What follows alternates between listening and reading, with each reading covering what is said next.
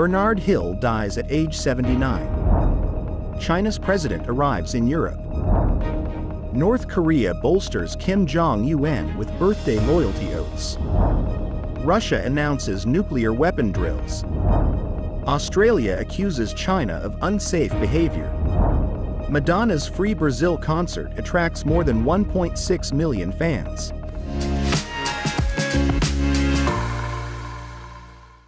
Hello, I'm Wade Lee. Thank you for joining us on Funday News. It is Tuesday, May 7th, and here are your top stories. Actor Bernard Hill, who had roles in the Lord of the Rings movies and Titanic, died Sunday. His manager William Blaylock confirmed to ABC News. He was 79 years old. Hill began his career in the 1970s with roles in films like It Could Happen to You. His career would span nearly 5 decades, with perhaps his most famous role occurring as Captain Smith in James Cameron's Titanic, in which his character donned a white beard as he went down with the ship he steered. More commercial success came years later as Hill played Theoden, King of Rohan, in The Lord of the Rings, The Two Towers, and The Lord of the Rings, Return of the King. Comic-Con Liverpool, a fan convention that Hill was set to visit this weekend, announced the news on X, formerly Twitter, last Sunday. The convention wrote, "We're heartbroken to hear the news of Bernard Hill's passing. A great loss. Thinking of his family at this very sad time and wishing them a lot of strength." Hill's role in Lord of the Rings is recognizable for scenes including a speech he delivered in Return of the King. Beyond his roles in massive movies, Hill, who is from Manchester, is also known for his "Giz a job, give us a job" line he delivered as Yasser Hughes in the British television series Boys from the Black Stuff, 1982. The line became a popularized slogan for those seeking work at the time. Chinese President Xi Jinping kicked off a 3-country trip to Europe on Sunday, with the continent divided over how to deal with Beijing's growing power and the US-China rivalry. European carmakers are losing ground to subsidize Chinese electric vehicles, diplomats fret about alleged Chinese spies in European capitals, and China's continued defense trade with Russia worries anyone in Europe who supports war-ravaged Ukraine and fears that the Russian army won't stop there. But Europe and China have hefty economic ties. EU-China trade is estimated at €2.3 billion per day, and Xi appears determined to rebuild and deepen relations with European leaders after a prolonged absence prompted by the COVID-19 pandemic. Xi started Sunday in France, whose president wants Europe to have more economic and strategic independence from other world powers. Then the Chinese president heads to Serbia and Hungary, both seen as China-friendly and close to Russian President Vladimir Putin, and recipients of substantial Chinese investment.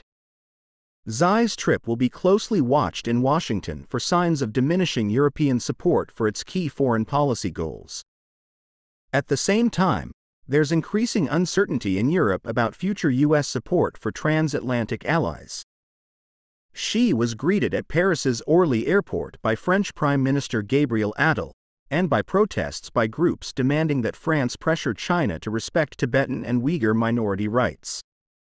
A South Korean research institute said for the first time since leader Kim Jong-un took power in 2011, North Koreans were asked to take loyalty oaths on his birthday, amid other steps the country is taking to solidify his rule. According to the South and North Development Institute, a Seoul-based organization that released photos of the oath in an ornate folder on Friday, the loyalty oaths, which Reuters could not independently verify, were administered on what is believed to have been Kim's 40th birthday on January 8th. The Kim family dynasty has ruled the country since its founding after World War II, strengthening their grip on power by building cult of personalities around them. North Korea has never officially confirmed Kim's birth date, and traditionally such oath ceremonies have been held on the anniversaries of the birthdays of his father and grandfather, the nuclear-armed country's previous rulers.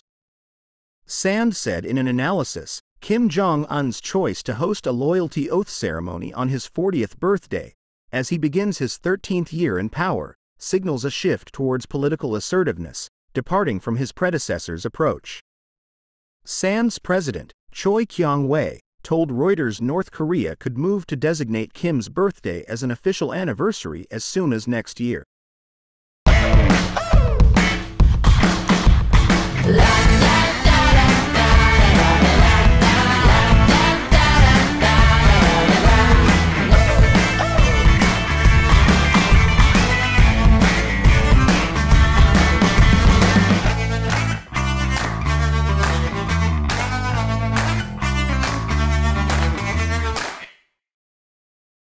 Russia plans to hold drills simulating the use of tactical nuclear weapons, the Defense Ministry announced Monday, days after the Kremlin reacted angrily to comments by senior Western officials about the war in Ukraine. The Defense Ministry said in a statement that the drills are a response to provocative statements and threats of certain Western officials regarding the Russian Federation.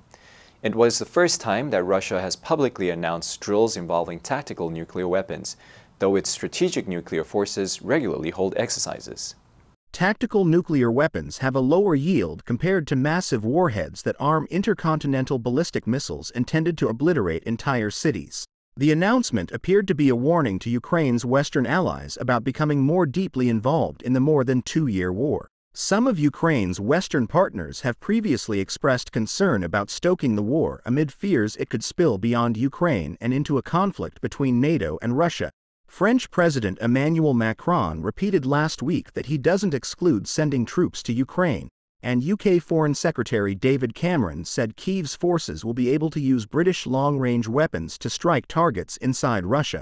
The Australia Prime Minister said Tuesday that Australia has protested to Beijing through multiple channels that a Chinese fighter jet endangered an Australian Navy helicopter with flares over international waters.